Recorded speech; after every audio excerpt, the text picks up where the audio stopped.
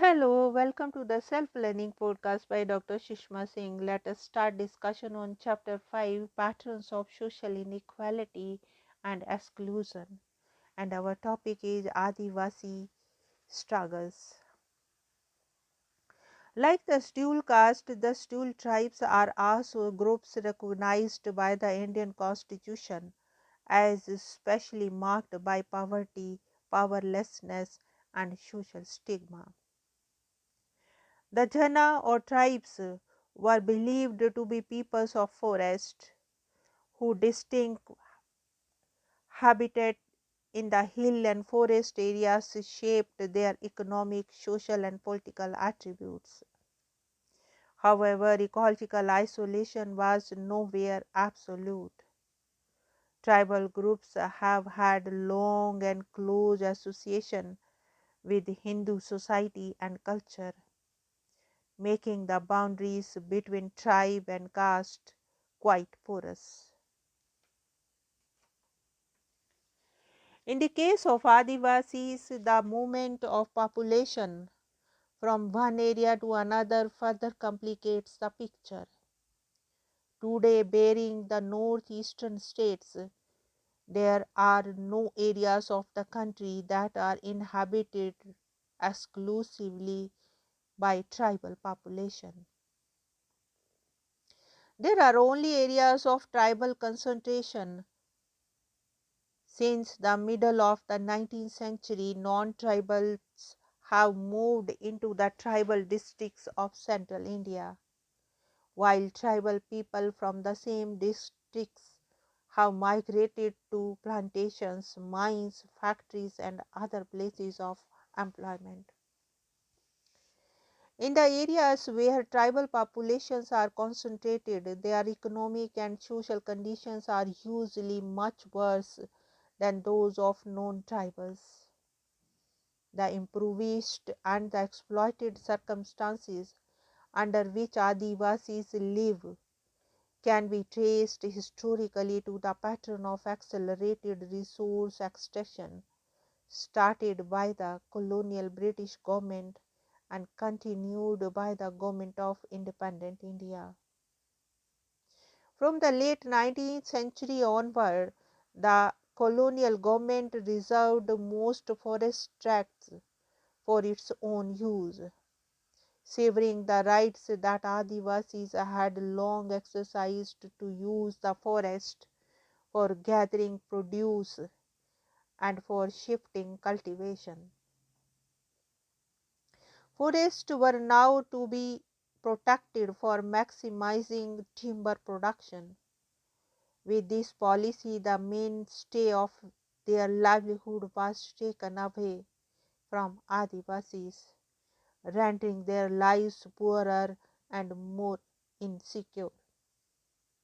Denied access to forest and land for cultivation, Adivasis were forced to either use the forest illegally and be harnessed and prosecuted as encroachers and thieves, or migrate in search of wage labor.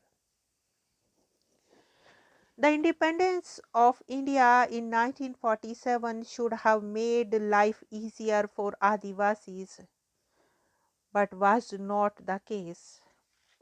Firstly, the government monopoly over forest continued. If anything, the exploitation of forest accelerated. Secondly, the policy of capital intensive industrialization adopted by the Indian government required mineral resources and power generation capacities were concentrated in Adivasis areas. Adivasi lands were repeatedly acquired for new mining and dam projects. In the process, millions of Adivasis were displaced without any appropriate compensation or rehabilitation.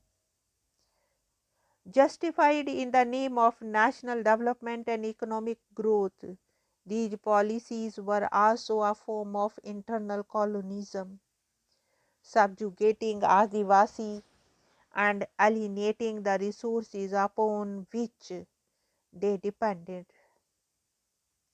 Projects such as the Sardar Sarovar Dam on the river Narmada in western India and the Polavaram Dam on the river Godavari in Andhra Pradesh will displace hundreds of thousands of Adivasis, driving them to greater destitution. These processes continue to prevail and have become even more powerful since the 1990s, when economic liberalization policies were officially adopted by the Indian government. It is now easier for corporate firms to acquire large areas of land by displacing Adivasis. Like the term Dalit, the term Adivasi connotates political awareness and the assertion of rights, literally meaning original inhabitants. The term was coined in 1930s as part of the struggle against the intrusion by the colonial government and outside settlers and moneylenders. Being Adivasi is about shared experiences of the loss of forest, the alienation of land, repeated displacements since independence in the name of development projects, and much more. In spite of the heavy odds against them and in the face of their marginalization, many tribal groups have been waging struggles against outsiders like Dhakus and the state. In post independence India, the most significant achievements of Adivasi movements include the attainment of statehood for Jharkhand and Chhattisgarh, which were originally part of Bihar and Madhya Pradesh, respectively.